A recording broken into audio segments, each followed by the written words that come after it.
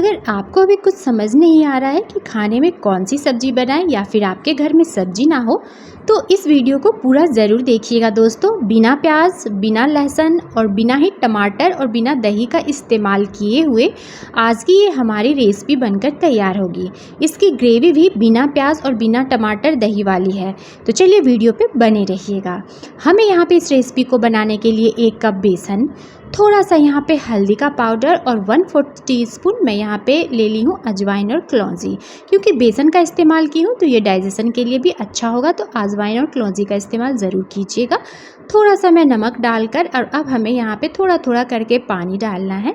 अच्छी तरह से इसे मिक्स कर लेना है। तो इसका हमें बैटर नहीं बनाना है, इस बात का ध्यान रखिएगा फ्रेंड्स। इसीलिए मैं कह रही हूँ कि प्लीज़ मेरी इस वीडियो को फुल वॉच कीजिएगा, स्किप बिल्कुल मत कीजिएगा। और मेरी रेसिपी और मेहनत अच्छी लगेगी तो कमेंट में भी मुझे बताइएगा और मेरे चैनल को सब्सक्राइब कर लीजिएगा। वीडियो अच्छा लगेगा तो लाइक कर दीजिएगा। अब हमें इसे अच्छी तरह से 5 से 7 मिनट के लिए फेंट लेना है। बेसन को 5 से 7 मिनट के लिए अच्छे से हल्का होने तक फेंटिएगा और इसका कलर जो है ना कुछ इस तरह से क्रीमी हो जाएगा। पहले आपने देखा था बेसन का कलर येलो था, अब देखिए मैं इसे अच्छी तरह से फेंट ली हूँ 5 से 7 मिनट के लिए, तो इसका कलर जो है ना क्रीमी हो चुका है।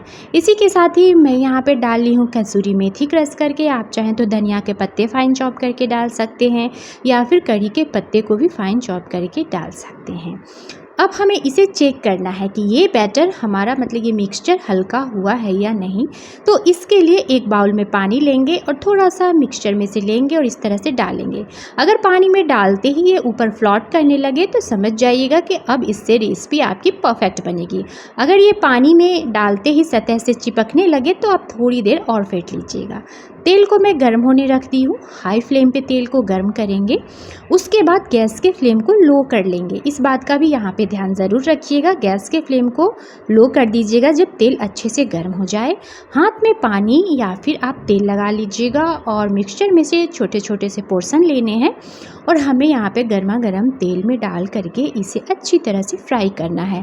तुरंत से आपको कुछ नहीं करना है, बस जैसे ही नीचे से ये सिकने लगेंगे ना तो पैन को आप हिलाइएगा, रोटेट कीजिएगा, तो ये अपने आप घूमने भी लगेंगे और ये ऊपर में जा कर के ना तेल के ऊपर फ्लॉट भी करने लगता है। इतना ज़्यादा ये हल्का बन करके तैयार हो चुका है।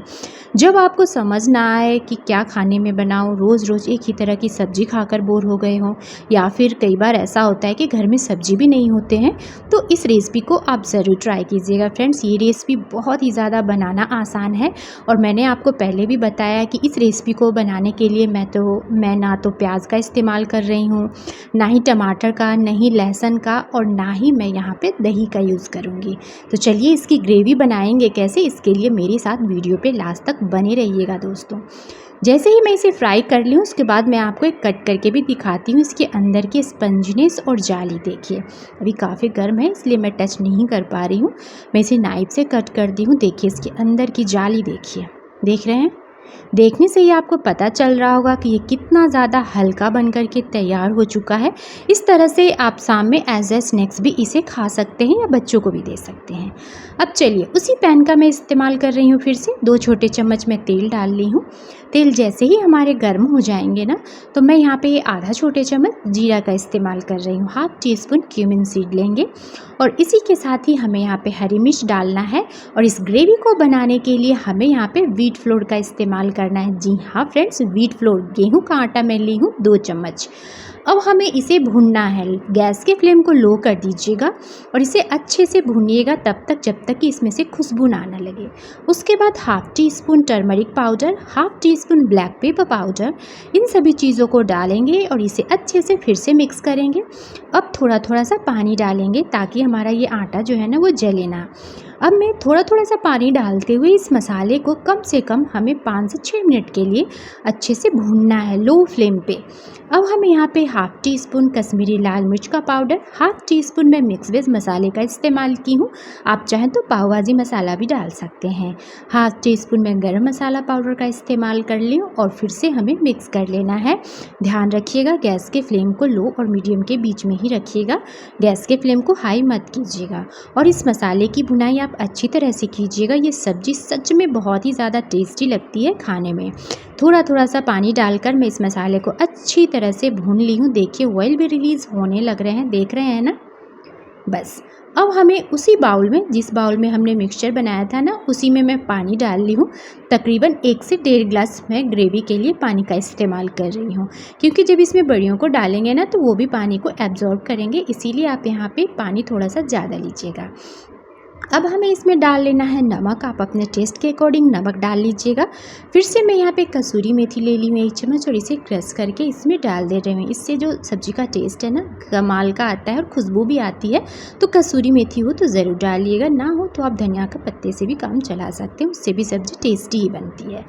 एक उबाल आने तक इसे कुक कर लेंगे कवर करने के बाद। अब देखिए ग्रेवी में अच्छी वाली उबाल आ चुकी है।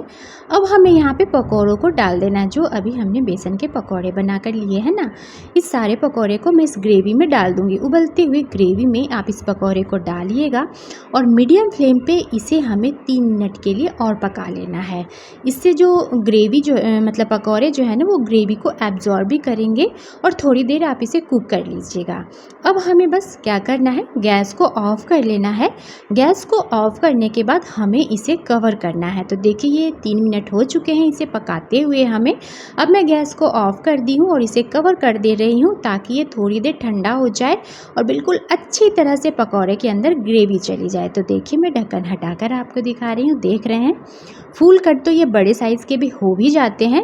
और साथ ही साथ जैसे ही आप ग्रेवी में इसे डालेंगे ना तो ये ऊपर फ्लोट भी करने लगेंगे। बहुत ही ज़्यादा सुपर सॉफ्ट और ये हल्का होता है खाने में। एक बार ज़रूर ट्राई कीजिएगा, चावल के साथ खा करके भी आपको मज़ा आ जाएगा, इतनी ज़्यादा ये टेस्टी लगती है। अब मैं आपको कट करके दिखा रही हूँ, देखिए इसके अंदर की जाली और कितनी मस्त और सॉफ्ट बनी है। तो ज़रूर ट्राई कीजिएगा। अगर रेसिपी अच्छी लगी होगी तो ज़्यादा से ज़्यादा इसे शेयर भी कर दीजिएगा। तब तक के लिए बाय।